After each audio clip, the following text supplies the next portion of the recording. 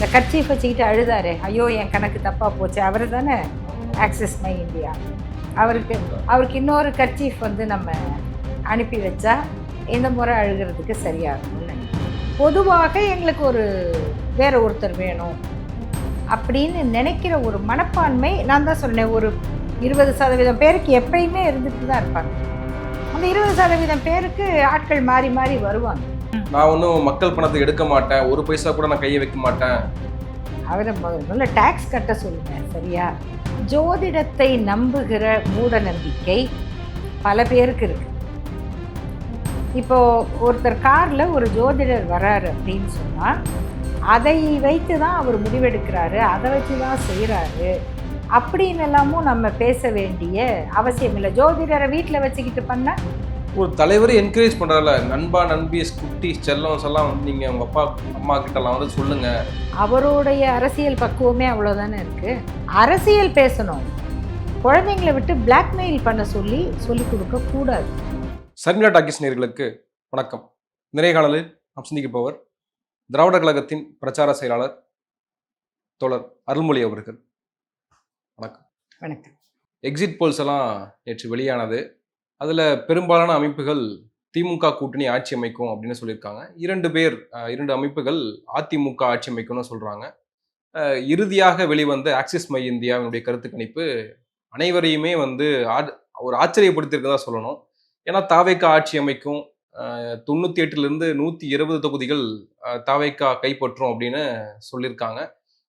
குறிப்பாக அவங்க தனியாக களம் காணக்கூடிய ஒரு கட்சி, புதிய கட்சி, 2 வருடங்கள் தான் ஆயிருக்கு. ஆனால் அவங்க இந்த ஆட்சியை கைப்பற்றுவாங்கன்னு சொல்வது அப்படின்றது எந்த அளவுக்கு நம்பக்கூடியதாக இருக்குன்னு தெரியல.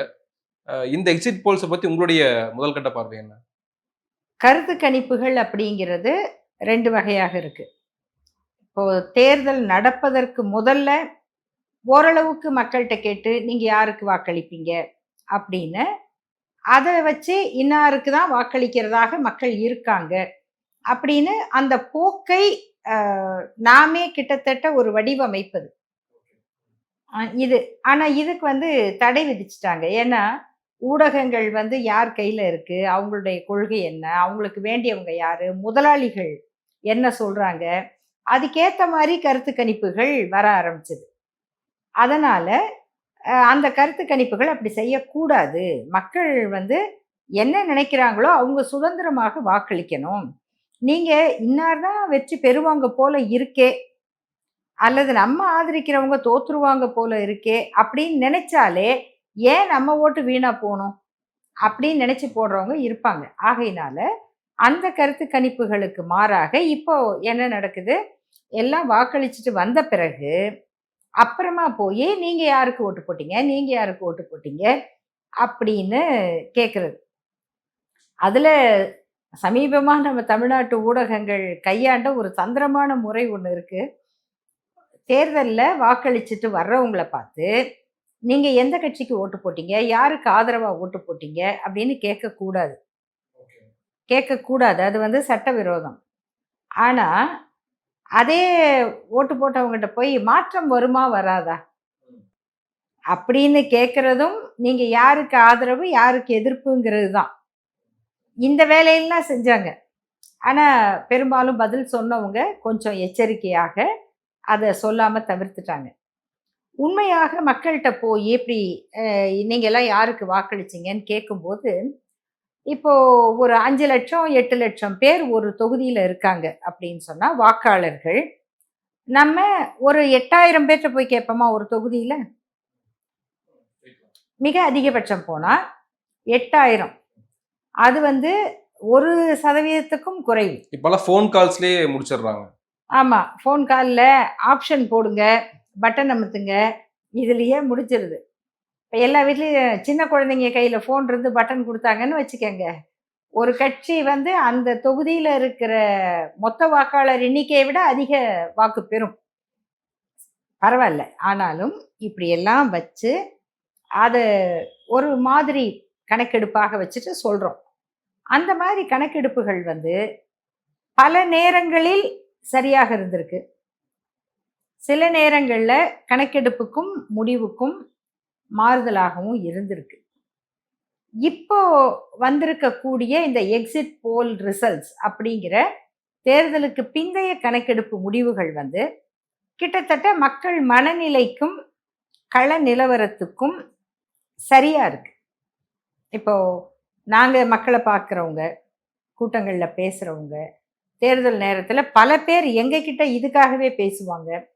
இது மாதிரி எல்லார்கிட்டயும் பேசுறவங்க, பல இன்னும் சுற்றுப்பயணம் செய்தவர்கள், அவங்களெல்லாம் கேட்டிங்கன்னா, எல்லா இடத்துலயுமே திமுக வேட்பாளர்கள், திராவிட முன்னேற்றக் கழகத்தினுடைய அமைப்பு எங்கேயுமே பதட்டப்படாம, நம்ம வெற்றி பெறுவோம் அப்படிங்கிறதுல உறுதியாக இருந்தாங்க. அதேபோல அவர்களுக்கு ஆதரவு காட்டுகிற மக்களும், இந்த 5 ஆண்டு காலத்துல திமுக செய்த திட்டங்கள், குறிப்பாக இளைஞர் முன்னேற்றம், கல்வி, இதுல வந்து பயன்பெற்ற ஏராளமான குடும்பங்கள் இருக்கு. அவங்க எல்லாருமே வந்து நாங்க திமுகவுக்கு தான் வாக்களிக்கிறோம் அப்படின்னு தெளிவா இருந்தாங்க. நிறைய பெண்கள் வந்தாங்க. ஆகையினால இந்த கருத்து கணிப்பில் சொல்லப்படுகிற முடிவுகள்ல திமுக வெற்றி பெறும், அது இவ்வளோ இடம் அவங்களுக்கு கிடைக்கும் அப்படின்னு சொல்லக்கூடியது நம்பத்தகுந்ததாக இருக்கு. கள நிலவரத்துக்கு உகந்ததாக இருக்கு. இதுல கொஞ்சம் கொஞ்சம் பின்னால மாறுது.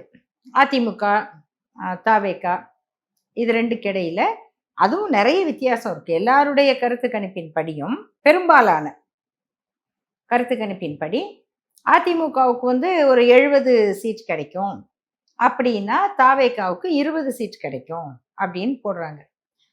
எனக்கு அதுவே கொஞ்சம் வியப்பா தான் இருக்கு. 20 சீட் வாங்குவாங்களா அப்படிங்கிற, ஏன்னா வாக்களிக்கிறவங்க வந்து இந்த ரீல்ஸ் போடுற சின்ன குழந்தைங்க மட்டுமா, இளைஞர்கள் மட்டுமா?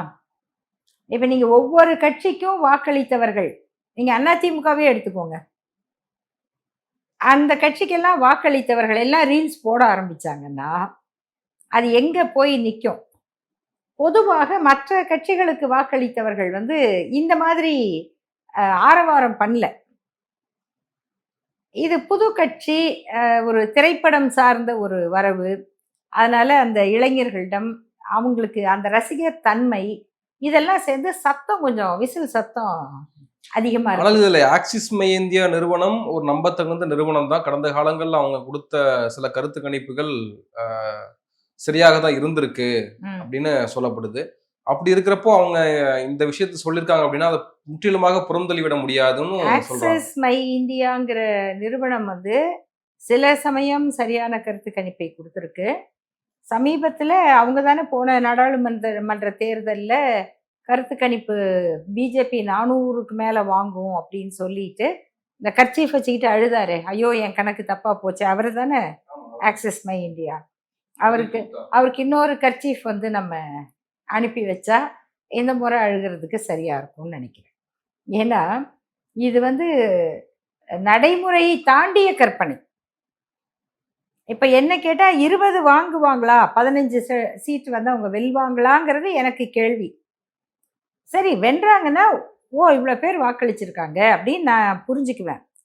ஆனா வந்து 100 வாங்குவாங்க, 180 வாங்குவாங்க அப்படிங்கிறதெல்லாம் வந்து கற்பனைக்கு அப்பாற்பட்ட கற்பனை அப்படின்னு தான் நான் நினைக்கிறேன். அவங்க எந்த அடிப்படையில் அப்படி கொடுத்தாங்க, அல்லது அப்படி கொடுக்க வைக்கப்பட்டாங்களா அப்படின்னு நமக்கு தெரியாது.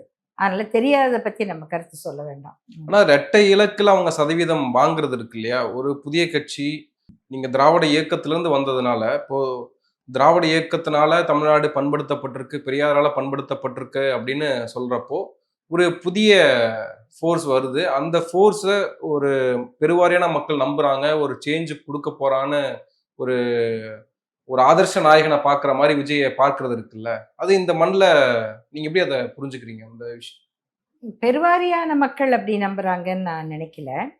எப்பொழுதுமே ஒரு கட்சி, அதாவது தத்துவம் சார்ந்த இயக்கங்கள், அந்த அடிப்படை, இப்போ அதிமுகவே நீங்க கொள்கை சார்ந்த இயக்கமான்னு கேட்டா பேருக்கு தான் இருக்கு இல்லையா? ஏன்னா அவங்க மாநாட்டு முகப்புல கூட ஐயா படத்தை, தந்தை பெரியார் படத்தை வச்சு அப்புறம் பிஜேபிக்கு பயந்து எடுத்துட்டாங்க. அப்போ ஒரு கொள்கை தலைவருடைய படத்தையே வைக்க முடியலன்னா, நாளைக்கு எம்ஜிஆர் படத்தை எடுங்கன்னா கூட பரவாயில்ல, அதான் எடப்பாடியார் படம் இருக்கே போதும்னு சொன்னா கூட ஆச்சரியப்படுறதுக்கு இல்லை. ஆனாலும் அவங்களும் திராவிட அரசியல் கட்சியாக தான் அறியப்படுறாங்க. இது எல்லாத்துக்கும் சேர்த்து மொத்தமாக 80% மக்கள் ஆதரவாக இருக்காங்கன்னு வச்சுக்கோங்க. திமுக கூட்டணி, அதிமுக கூட்டணி. ஒரு 100க்கு 100 விழுக்காடு வந்து ஒரு மாநிலத்திலேயோ ஒரு நாட்டிலேயோ எல்லாரும் ஒரு கொள்கைக்கோ ஒரு இயக்கத்துக்கோ ஆதரவாக இருக்க மாட்டாங்க. அப்போ அந்த 20 விழுக்காடுங்கிறது எப்பயுமே இருந்துகிட்டு இருக்கும். அது விஜயகாந்துக்கு விழும் இல்லையா? கொஞ்சம் பிரிஞ்சு வேற சில சுயேட்சைகளுக்கு விழும். அவங்களுக்கு யார் மூப்பனார், அவர் தமிழ் மாநில காங்கிரஸ் வரும்போது காங்கிரஸை பிடிக்காது. ஆனால் கருப்பையா மூப்பனாருக்கு வாக்களித்தார்கள் இல்லையா? அவருக்கு ஒரு கணிசமான பர்சன்டேஜே அவருக்கு போட்டாங்க. அப்போ அவங்களுக்கு யாரோ ஒருவர் தங்களுக்கு ஏற்ற மாதிரியாக அல்லது இதுக்கு மாற்றாக அப்படின்னு நினைச்சா அந்த 15லிருந்து 20 விழுக்காடு மக்கள் வந்து பிரிஞ்சு பிரிஞ்சு வாக்களிப்பாங்க. இப்போ அதில் ஒரு பெரிய சதவீதம் தாவேக்காக்கு போடுறாங்க அப்படின்னா அதில் ஒன்றும் ஆச்சரியப்படுறதுக்கு இல்லை. ஏன்னா அவரும் வந்து பெரியார் படத்தையும் அண்ணல் அம்பேத்கர் படத்தையும் வச்சிருக்காரு. அப்போ தந்தை பெரியார் எங்கள் கொள்கை தலைவர்னு சொல்றாரு. அப்ப இந்த 20 விழுக்காட்டுல அவங்களுக்கு திமுக மீது விமர்சனம் இருக்கலாம், ஆனா தந்தை பெரியார் மீது இருக்காது. அப்ப அதை விட்டு அந்த பேரை விட்டுறாம இருக்கவங்களுக்கு கொஞ்சம் ஓட்டு விழுந்தோம். அந்த மாதிரி தான் நான் அதை அடுத்து அவர் ஒரு திரைப்பட நடிகர், அவருக்கு பெரிய ரசிகர் பட்டாளம் இருக்குது. அப்ப அவங்களும் சேர்ந்து தான் போடுவாங்க அப்படிங்கிறதுல எனக்கு ஒண்ணு. அந்த ஆதரவு வாக்குகளும் பகுத்தறிவோட தான் அது நடந்திருக்கு நம்ம எடுத்துக்கலாம். எல்லா வாக்குமே நம்ம அப்படி எடுத்துக்க முடியாது. இப்போ ஒரு கோபத்துல மாத்தி போடுறவங்க நிறைய இருப்பாங்க. அவங்க எல்லாமே சிந்திச்சு இப்படிதான் அந்த அங்க இருக்கிற வேட்பாளர் மேல ஒரு கோபம் இருக்கும், அல்லது தான் விரும்பிய வேட்பாளருக்கு இங்க இடம் கிடைக்கல அந்த கோபம் இருக்கும், அல்லது அவங்களுக்கு ஏதோ ஒரு குறை இருக்கும், மனக்குறை இருக்கும். இதுக்கெல்லாம் யாரோ ஒருத்தர் வடிகால கிடைச்சா அதில் பார்ப்பாங்க, ஒரு 2-3 பேரை பார்க்குறாங்க, அதில் இது பரவாயில்ல அப்படின்னு நினச்சி போடுறவங்களும் இருப்பாங்க. ரசிகர்களாக இருக்கிறவர்கள் இதை நம்பி நாங்கள் போடுறோம்னு நினைக்கிறவங்க இருப்பாங்க. பொதுவாக அரசியல் தேர்தல் களத்தில் வாக்குறுதிகள் பேசப்படும், இல்லை கடந்த காலங்களில் அவங்க செய்த தவறுகள் அதை எப்படி ரெக்டிஃபை பண்ணியிருக்காங்கன்றதை வச்சு பேசப்படும். ஆனால் இது எல்லாமே இல்லாமல் ஒரு நடிகர், ஒரு தலைவர் ஒரு கட்சியை விமர்சனம் பண்றாரு, தொடர்ந்து விமர்சனம் பண்றாரு, திமுக தான் எதிரின்றாரு, அதை மட்டுமே வச்சு அரசியல சந்திக்கிறாரு, அவர் வாக்குகளை பெறாருன்றது இருக்கு இல்லையா? அப்போ அந்த அளவுக்கு வெறுப்புணர்வு இருக்கா ஒரு கட்சியின் மீது இங்க? முதல்ல இதை மட்டுமே வச்சு தேர்தல்ல திமுக மீதான விமர்சனம், அது பிஜேபி கூட இல்லை, பண்ண முடியாது அவராலன்னு நினைக்கிறேன். திமுக மீதான விமர்சனத்தை மட்டும் வைத்து அவர் நிற்கிறாரு அப்படிங்கும்போது ஆளுங்கட்சி யாரோ அவங்கள எதிர்த்து தான் வந்து பேசுவாங்க. இப்போ திமுகவை எதிர்த்து கொள்கை ரீதியா பேசுறதுக்கு அவருக்கு ஒண்ணும் இல்லை. திட்டங்களை பற்றி குறை சொல்றதுக்கு அவர் திமுக ஆட்சியில முதல்வர் மு.க. ஸ்டாலின் அவர்கள் எந்த இடமும் வைக்கல. ஏன்னா ஒவ்வொரு குடும்பமும் அந்த திட்டங்கள்னால பலன் பெற்ற குடும்பமாக இருக்கு. அப்போ அவர் என்ன பேசுவாரு? அந்த ரசிகர்களுக்கு ஏற்ற மாதிரி திமுகவை பற்றி விமர்சனம் பண்ணி பேசுறாரு. அப்போ இதுக்கு ஒரு ஆதரவு இருக்குதா அப்படின்னா, அவர் இப்படி பேசுறதுக்காக அந்த ஆதரவு இருக்கு அப்படின்னு நம்ம எடுத்துக்க முடியாது. பொதுவாக எங்களுக்கு ஒரு வேற ஒருத்தர் வேணும் அப்படின்னு நினைக்கிற ஒரு மனப்பான்மை, நான் தான் சொன்னேன், ஒரு 20% பேருக்கு எப்பயுமே இருந்துட்டு தான் இருப்பாங்க. அந்த 20% பேருக்கு ஆட்கள் மாறி மாறி வருவாங்க. அப்படிதான் அது. அவங்க வந்து ஒரு பாக்கெட்டிங் அப்படின்னு சொல்லாமே தவிர அது ஒரு மைய நீரோட்டமாக இருக்க வாய்ப்பில்லை. தவைக்காக்கு வாக்களித்த பலருமே இப்போ என்ன சொல்றாங்கன்னா, நாங்க ஒன்றும் தற்குறிகள் கிடையாது, நாங்களும் வந்து யோசிச்சு சிந்திச்சு தான் நாங்க வந்து தளபதிக்கு வாக்கு செலுத்தியிருக்கோம், இந்த காரணங்கள்லாம் வச்சு ஏன் ஒரே குடும்பம் மட்டும் தான் சம்பாதிக்கணுமா, ஏன் நம்ம மாற்றம் வந்தா என்ன, அவரோட காசு தானே செலவு பண்றாரு, இவர் ஒன்றும் வந்து வேற சொத்தெல்லாம் எடுத்துட்டு வரலையே, அவரோட காசு செலவு பண்றாருன்ற விளக்கத்தை கொடுக்குறாங்களா? அதை எப்படி எடுத்துக்கிறது? அதாவது இதெல்லாம் கேட்குறவங்களுக்கு வந்து இன்னும் ஒரு 2 வருஷம் 2 ஆண்டு போயிட்டா அவங்களுக்கு தெளிவடைஞ்சிருவாங்கன்னு நினைக்கிறேன். இது அந்த வயசுல நீங்க எப்படியெல்லாம் விவாதம் பண்ணியிருப்பீங்க உங்க அப்பா அம்மா கிட்ட. நாங்க எப்படி எங்க அப்பா அம்மா கிட்ட பேசியிருப்போம். அப்படி அந்த வயசுல அப்படிதான் பேசுவாங்க. ஆனா அவங்களுக்கு ரொம்ப அடிப்படையில என்ன ஒரு புரிதல் இல்லைன்னா, அரசியல் என்பது ஒரு நாட்டை ஆள்வது, அந்த மக்களுக்கான நலத்திட்டங்களை வகுப்பது, அந்த நாட்டில் அமைதியும், வலிமையும், வளர்ச்சியும் ஏற்படுவதற்கான உழைப்பை, பாதுகாப்பை கொடுப்பது. இதுதான் ஒரு ஆட்சி. இதையெல்லாம் அவங்க சரியா செய்றாங்களா? அப்படின்னு தான் ஒரு ஆட்சிய பார்க்கணும். இவங்க எல்லாரும் என்ன பேசுறதுல இருந்து, நீங்க தான் சம்பாரிக்கணுமா? அப்படின்னு கேட்டா, அப்ப அவங்களுக்கு ஒரு தவறான பிரச்சாரம். அரசியல்ங்கிறதும், பதவிங்கிறதும் சம்பாரிக்கிறதுக்கானது. மக்களுக்கு நல்லது செய்றதுக்கு இல்ல. நீங்க சம்பாரிச்சுக்கோங்களேன், இவங்க சம்பாரிக்கட்டுமே! அப்படின்னு இது எவ்வளோ ஒரு தப்பான அரசியல் புரிதல் பாருங்க. அப்ப நீங்க கட்சி என்ன தலைவர் செய்ய அதான சொல்றாரு மேடைகள்ல. ம். நான் ஒன்னும் மக்கள் பணத்தை எடுக்க மாட்டேன். ஒரு பைசா கூட நான் கைய வைக்க மாட்டேன். அவர முதல்ல டாக்ஸ் கட்ட சொல்லுங்க. சரியா? வாங்குன காருக்கு டாக்ஸ் கட்ட மாட்டேன்னு கோர்ட்டா வழக்கு போட்டுட்டு தானே இருக்காரு. அவங்க படத்துக்கு எல்லாம் எல்லாமே வெள்ளை கணக்குல தான் படம் தயாரிக்கிறாங்களா?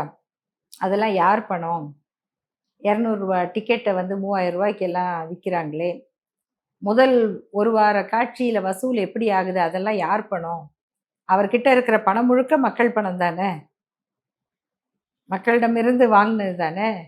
ஏ centre, B centre, C centre அப்படின்னு கணக்கு போட்டு ஒவ்வொரு சென்டர்லயும் உறிஞ்சினது தானே! இதுல எது அவருக்கு சொந்த பணம்? இதெல்லாம் அந்த கேள்வி கேட்கிற இளம் பெண்கள், இளம் ஆண்கள் இன்னும் கொஞ்சம் நிதானம் வந்தா புரிஞ்சுக்குவாங்கன்னு நான் நினைக்கிறேன். நீங்க சொன்னீங்க, அதாவது பெரியார், அம்பேத்கர் புகைப்படத்தையும் அந்த நடிகர் பயன்படுத்துறாரு அப்படின்னு. ஆனால் விஜய் சமீப காலமாக இப்போ ரீசென்ட்டா திருச்செந்தூர் போனதா இருக்கட்டும், அதை தாண்டி சீரடி வழிபாடு செய்ததா இருக்கட்டும், கூடவே அவரோட கார்ல ஜெயலலிதாவினுடைய ஆஸ்தான ஜோதிடர் ஒருத்தர் பயணிக்கிறதாக புகைப்படங்கள்லாம் வெளியாச்சு. அவர் சொல்றத தான் இவர் கேட்கிறாரு அப்படின்னு. அப்போ முரண்பாடாவும் இருக்குல்ல சில விஷயங்கள்ல. அதாவதுங்க, பெரியாரை ஒருவர் தலைவராக ஏற்றுக்கொள்வது என்பது வேறு. தந்தை பெரியாருடைய கொள்கைகளை மக்களுக்கு கொண்டு செல்வது, எல்லோரும் வளரணும், எல்லோருக்கும் எல்லாம் அப்படிங்கிறது தான் நம்ம கொள்கை. இந்த கொள்கையை சொல்ற ஒருவர் நாத்திகராக இருக்கணும்னு அவசியம் இல்லை. இல்லையா? நாத்திகரா தான் இருந்து சொல்லணும்.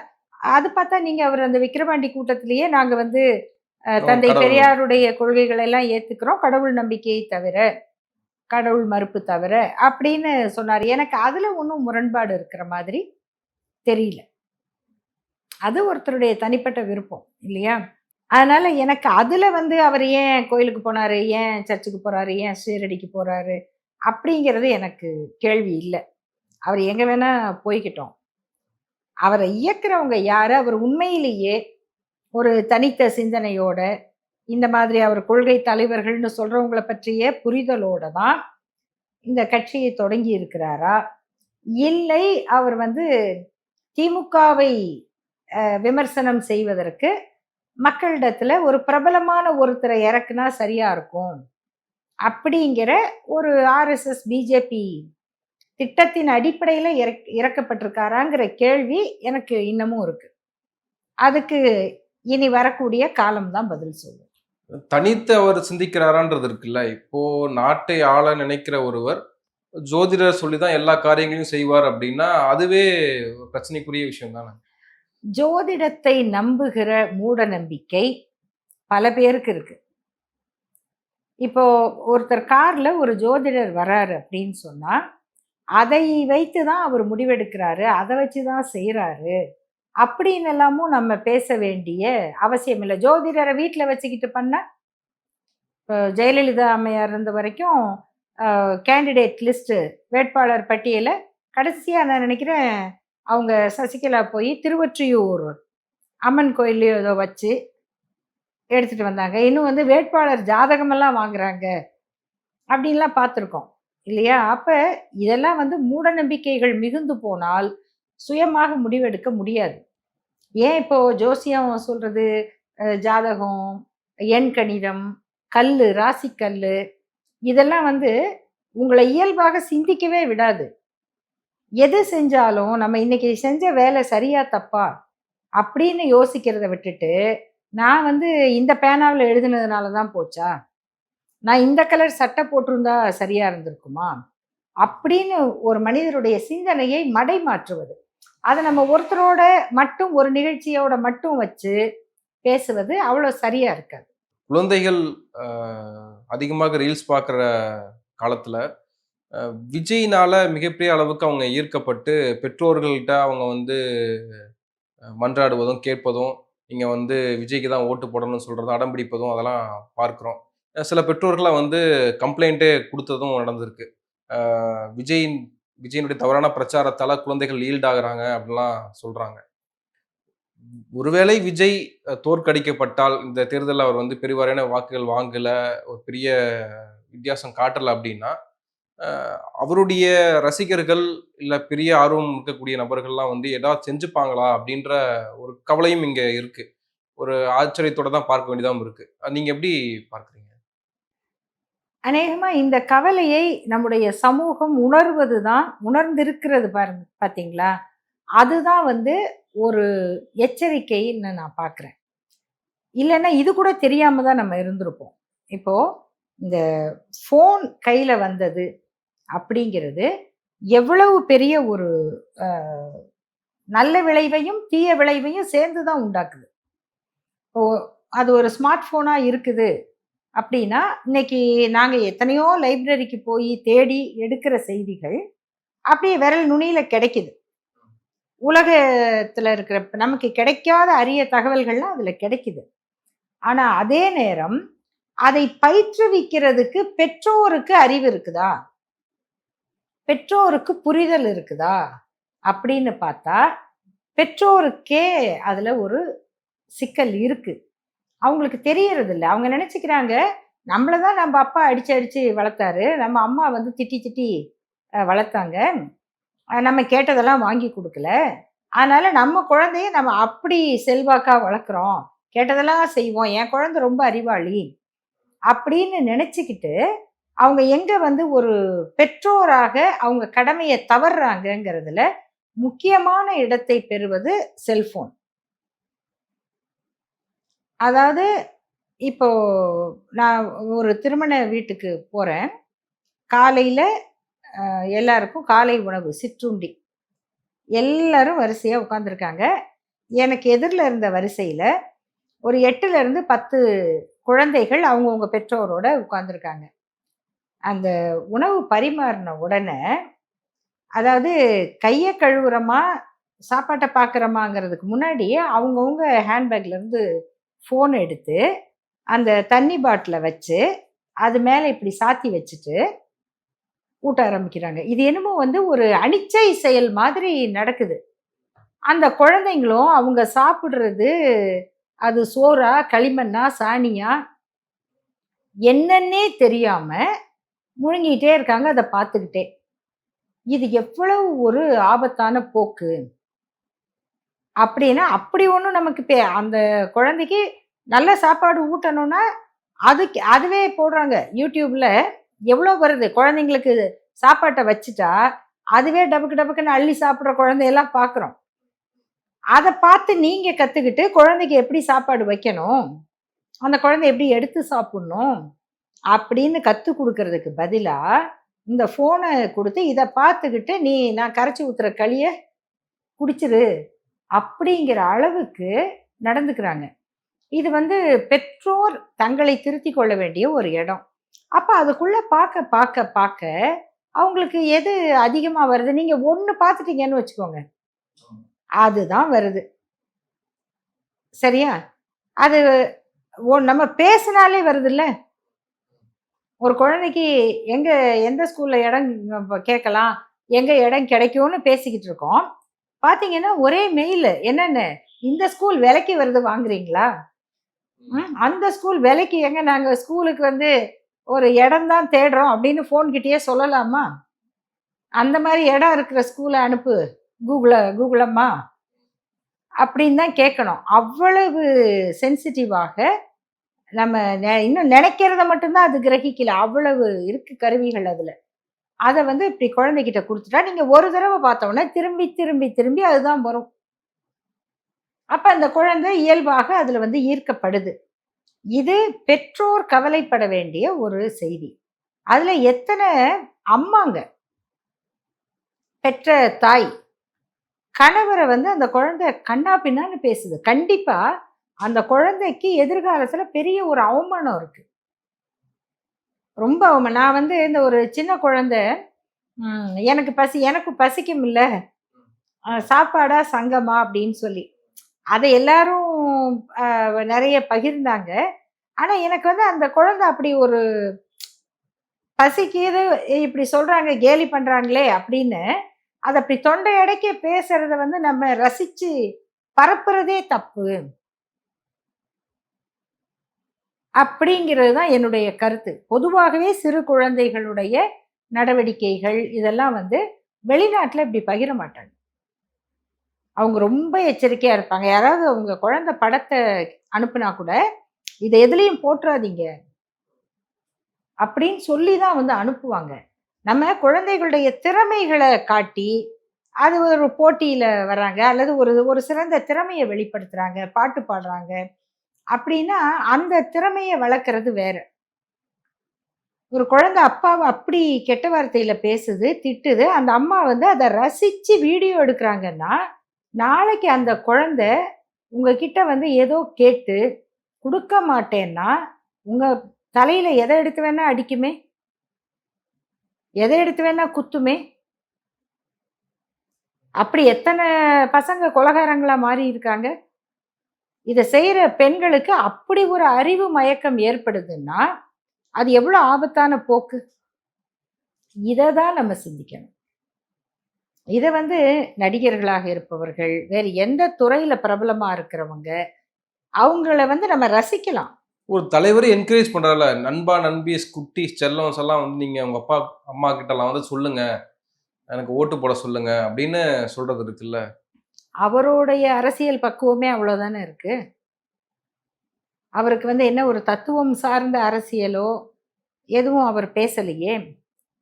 குழந்தைகளுக்கு அரசியல் பேசுறதுங்கிறது, குழந்தைங்கள்ட்ட பேசணும். அரசியல் பேசணும்.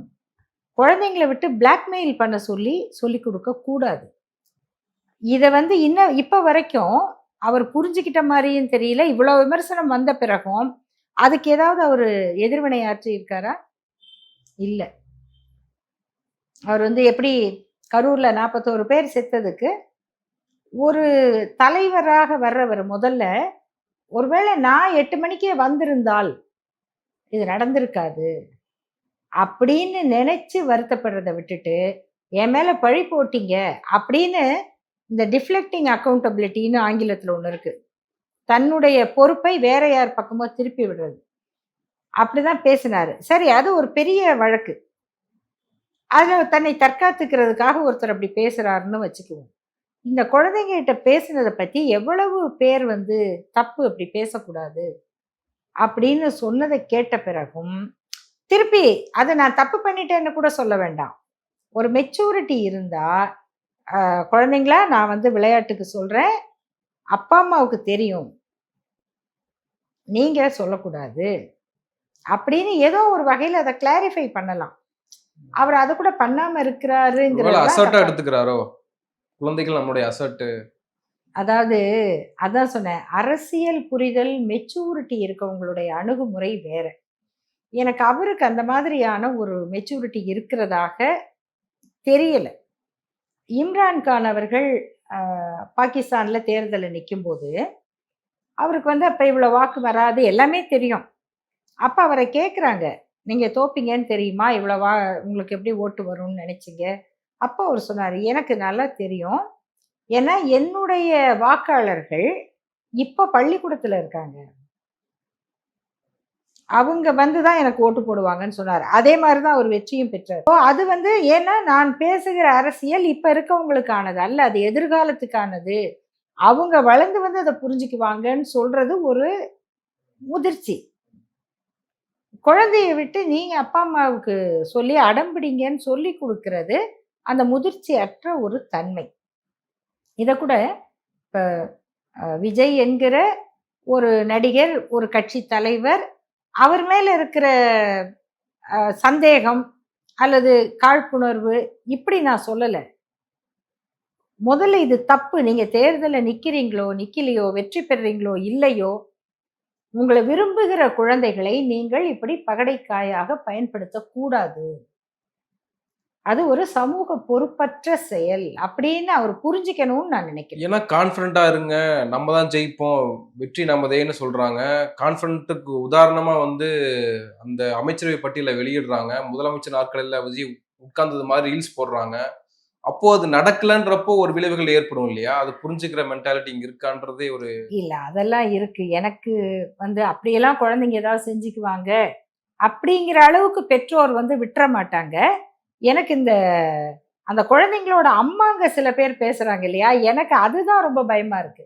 எங்க அவங்க அந்த குழந்தைங்களுக்கு எதையாவது குடுத்துட்டு, தானும் நானும் செத்துருவேன்லாம் பேசுறாங்கல்ல. அந்த கேட்டகரிய தான் நீங்க வந்து ரொம்ப எச்சரிக்கையா கவனிக்கணும். அவங்களுக்கு ஒரு அறிவு தெளிவு இருந்தா, அவங்க குழந்தைங்கள அவங்க காப்பாத்திக்குவாங்க. ஆனா இந்த இந்த இந்த இந்த விழிப்புணர்வு பெற்றோருக்கு ரொம்ப அவசியமாக இருக்கு. அத நான் சொல்ல வேண்டியது நம்முடைய கடமை. நன்றி. நிறைய விஷயங்கள பகிர்ந்துருக்கீங்க. உங்க நேரத்துக்கு மிக்க நன்றி. நன்றி. வணக்கம்.